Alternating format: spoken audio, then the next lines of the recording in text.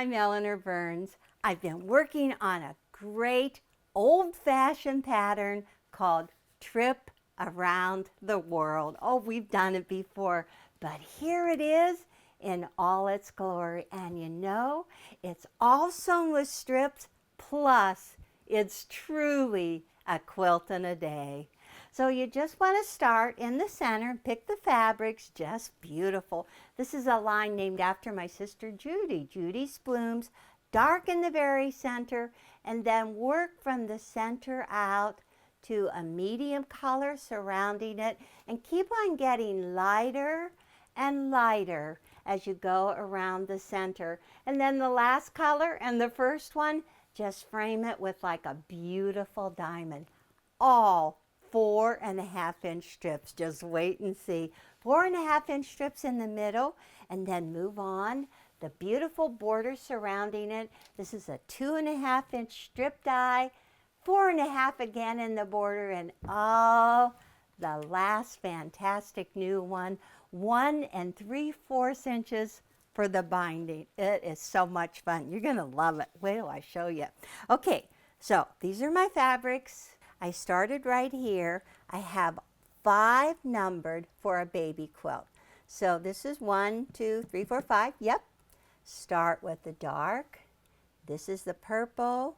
Darkest, go medium, and then into light. And actually change your scales too. This piece reads solid from a distance. This is a small scale, really cute butterflies. Larger scale with all the flowers. This one is tone on tone, it's really pretty, and then solid white, really nice. And then I love the borders. I picked just this little green, it's just beautiful. This is a 2.5-inch strip, and this is a 4.5-inch for the border. And then remember that binding is only 2 3/4 inches. Completely strips the whole way through. Well, I already cut 1, 2, and 3. All I have to cut are 4 and 5. And so I'm just going to take them. This is my 4.5-inch die. There's 2 across right here. So I have 2 pieces of fabric and 4 layers. You can do up to 6. They're folded in half. Let's take this and line it up like this. And all I want is 1 4.5-inch strip. So I'm just going to line up my ends right here and down here. There's the end of the blade. So make sure that you're within that blade. Oh, looking good. Over here, I'm just 1/4 inch past it. I think this will be good. So let's take it to the Go Big. Oh man, there's nothing like Go Big. And you need to have a mat that is the same size as your die. So you want to just cover it up like that. Have a little bit sticking over, but it doesn't matter because it's not going to get cut. It's just going to hang off. You can use that later for another quilt. Never waste a thing, boy. I can just reuse my strips forever. And so once it's going through, just stand there and wait for it. And then catch it as it goes off. You can also get a tray to put right at the end. So let's see if they're perfect. So give a little push, a little pressure, and spin. Oh, that is perfect. Spin it off, move it along. Whoops, the extra piece just fell off. Let me see, and look at this. This is the waste. That is not much waste. Just get rid of that. Perfect. 4.5-inch strips. Very good. Now, I have to use another die right now, the 2.5-inch. And this is very interesting because you have a single square in the center for your center square.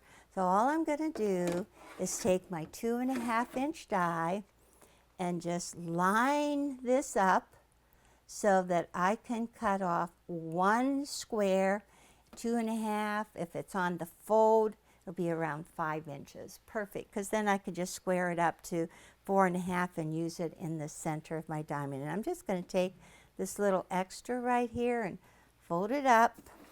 I don't want to cut that, so I'm just going to let it hang over the side like this. Now, right now, I could use a smaller die just to cover this part of it. But I'm just going to put this one on top and hold it down. All I'm cutting off is just one little section. So let's just get it started going through there. Perfect. We're going to use this later. You need to have for center square, you need it for have length of the quilt, side the vertical lines, and such. All right, so let me just take this. I have this piece, which is the 4.5 inch, and then I have the 19.5 inch, and this is the piece that I want to show you right now.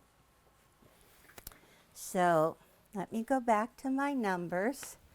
Let me see if I can peel this off and you'll remember.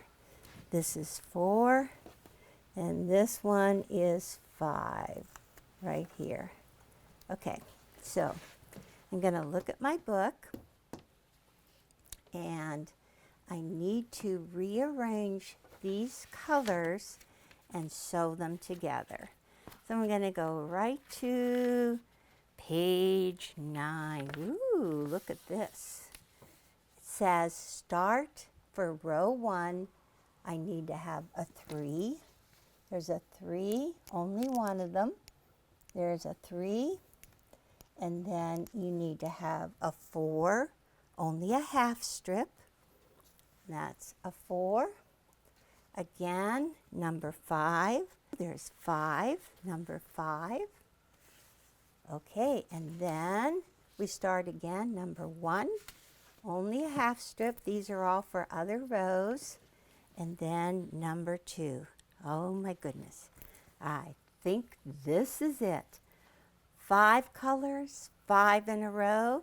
These are going to be set aside for row B, row C, row D, row E. But this is all I'm doing now. 3, 4, 5, 1, 2. Now this is for the baby quilt, but if you look, all of the other size quilts are listed in the pattern. So let's just do some quick sewing. I'm just going to take 4, flip it to 3 right sides together, sew right down there. Then I'm going to open it up and add 5, 1, and 2. Let me get this done right now.